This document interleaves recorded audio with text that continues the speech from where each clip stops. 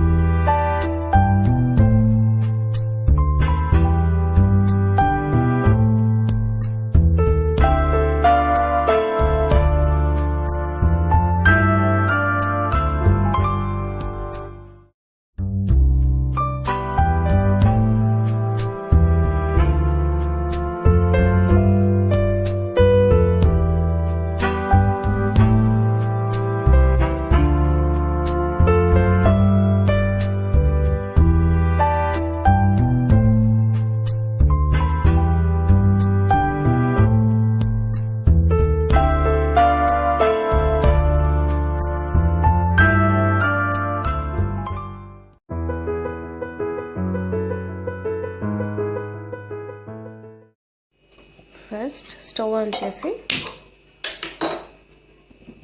దానిపైన ఒక గిన్నె పెట్టాలి. ఇప్పుడు మ్యాంగో పీసెస్ ఒక బౌల్లోకి తీసుకుని మనకి మెజర్ కోసం చూసుకోవాలి. ఒక గిన్నె మ్యాంగో పీసెస్ తీసుకొని వాటిని ఇందులో వేసుకోవాలి. మ్యాంగో పీసెస్ మెజర్ చేసిన బౌల్లోనే మ్యాంగో పీసెస్లో హాఫ్ క్వాంటిటీ షుగర్ తీసుకుని అది కూడా ఇందులో వేయాలి. సేమ్ బౌల్లో ఇంకొక హాఫ్ క్వాంటిటీ బెల్లం, బాగా కోరుకున్న బెల్లం తీసుకుని ఆ బెల్లం కూడా సేమ్ మామిడికాయలు అండ్ షుగర్ ఉన్న దాంట్లోనే ఈ బెల్లం కూడా వేసుకోవాలి. వేసుకుని ఈ మూడు బాగా మిక్స్ అయ్యేలాగా కలుపుకోవాలి.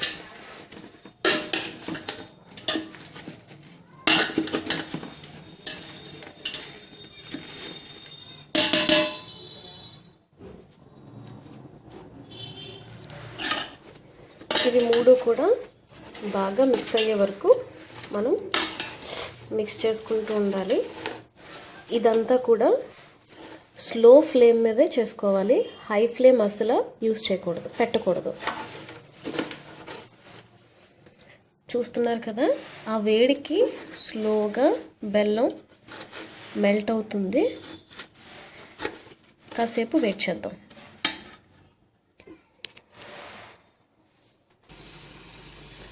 చూడండి బెల్లం ఎలా ఉడుకుతుందో. దీన్ని కంగారు పడకుండా స్లో ఫ్లేమ్ మీదే అవ్వనివ్వాలి. మనం కంగారు పడి హై ఫ్లేమ్ మీద కానీ చేసామంటే ఈ ముక్కలకి పాకంలోని తీయతనం పట్టదనమాట. పిక్కలు మనకంత టేస్ట్గా రాకపోవచ్చు. అందుకని స్లో ఫ్లేమ్ మీదే చేసుకోవాలి. కొంచెం టైం పడుతుంది. మీరు కనుక మరీ పేషెన్స్గా ఉండలేకపోతే మధ్య మధ్యలో స్టవ్ హై పెట్టుకోండి, పర్వాలేదు. కానీ కంటిన్యూస్గా కలపటం మాత్రం మర్చిపోవద్దు.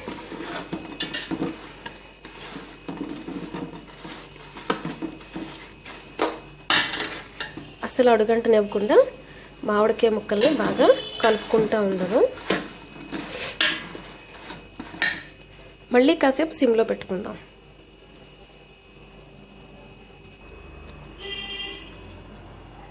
చూడండి, ఇవి స్లోగా బాయిల్ అవుతుంటే మ్యాంగో కలర్ చేంజ్ అవుతుంది.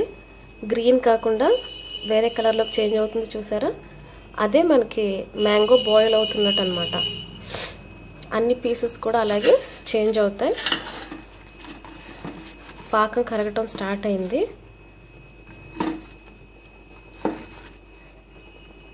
ఇంకా బాగా చిక్కపడాలి.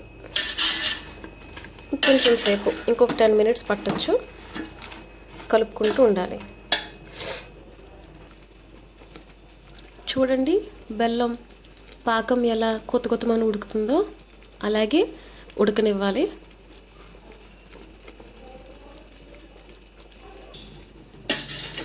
కంటిన్యూస్గా ముక్కల్ని మాత్రం కలుపుకుంటూ ఉండాలి. ముక్కల్ని కలపటం మాత్రం అస్సలు మర్చిపోకూడదు.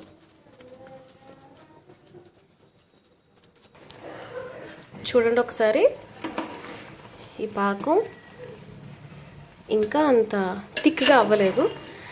మనకు కావలసిన థిక్గా అయితే ఇంకా అవ్వలేదు.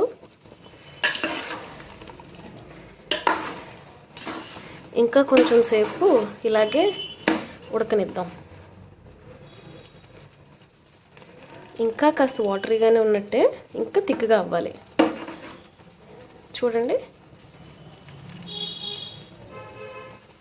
ఇంకా కాసేపు బాయిల్ అవనిద్దాం.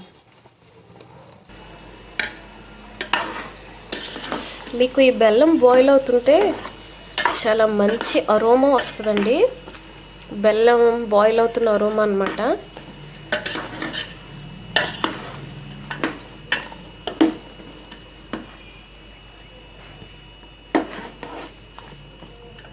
చూడండి మామిడికాయ ముక్కలు వైట్ కలర్లో ఉండాల్సినవి ఎల్లో కలర్లోకి టర్న్ అయినాయి. ఈవెన్ మామిడికాయ వెనకాలది కూడా గ్రీనిష్గా కాకుండా కలర్ చేంజ్ అయింది కదా, అదంతా బెల్లం పాకంలో ఊరుతున్నట్టు అన్నమాట.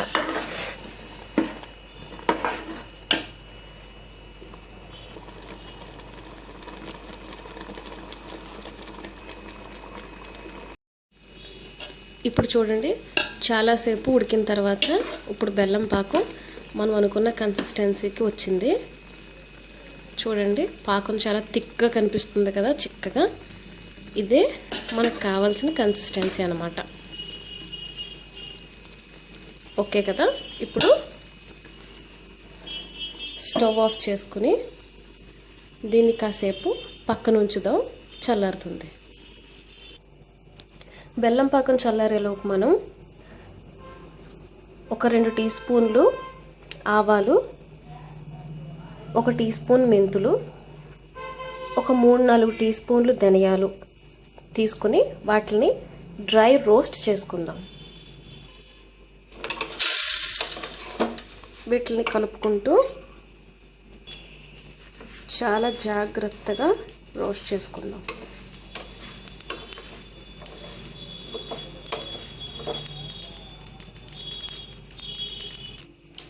అవి రోస్ట్ అయిపోయాయి.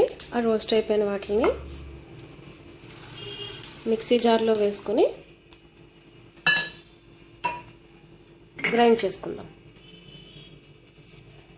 ఇలా కోర్స్గా గ్రైండ్ అయితే సరిపోతుంది, మరి స్మూత్గా గ్రైండ్ అవ్వాల్సిన అవసరం లేదు.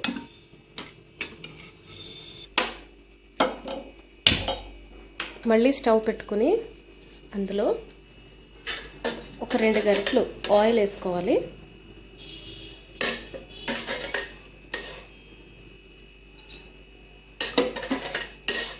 రెండు టు 3 గరిటెలు ఆయిల్ వేసుకుంటే సరిపోతుంది.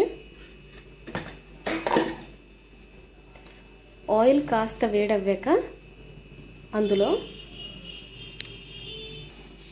ఆయిల్ హీట్ అయ్యాక అందులో మనం గ్రైండ్ చేసి పెట్టుకున్న మెంతి పొడి, ధనియాల పొడి, ఆవపిండి 3 కలిపి ఆయిల్లో వేసుకుని మిక్స్ చేసుకుందాం.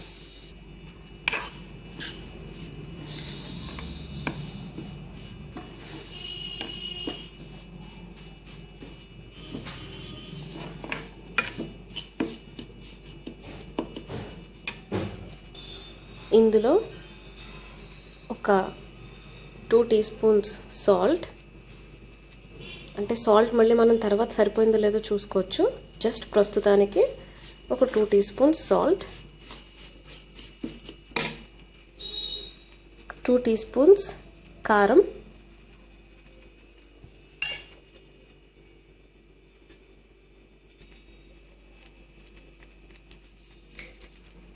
వేసుకుని బాగా మిక్స్ చేసుకోవాలి. మనకి పౌడర్ మరీ డ్రైగా ఉంది అనిపిస్తే ఇంకొక 2 స్పూన్లు ఆయిల్ వేసుకోవచ్చు, నో ప్రాబ్లం. నేను కొంచెం ఆయిల్ వేస్తున్నాను.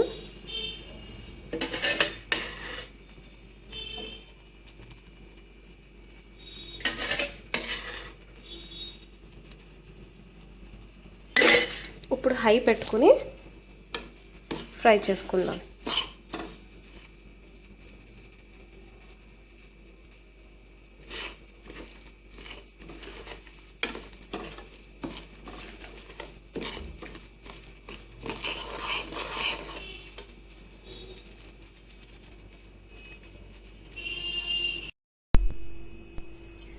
ఈ చల్లారిపోయిన మసాలా ముద్దని మామిడికాయ ముక్కల్లో వేసుకుని కలుపుకోవాలి.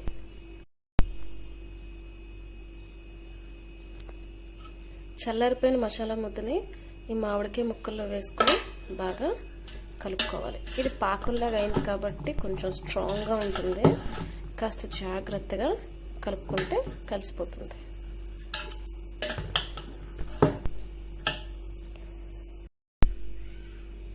మసాలా అన్నీ ఫుల్గా మిక్స్ అయిపోయాక మనకు కావాల్సిన పిక్కల్ ఫైనల్గా అవుట్లుక్ ఇదన్నమాట. కొంచెం టైం ఎక్కువ తీసుకుందని ఏమీ అనుకోవద్దు, టేస్ట్ చాలా బాగుంటుంది. టేస్ట్ చూసాక మనం పడ్డ కష్టం అంతా కూడా ఈజీగా మర్చిపోవచ్చు.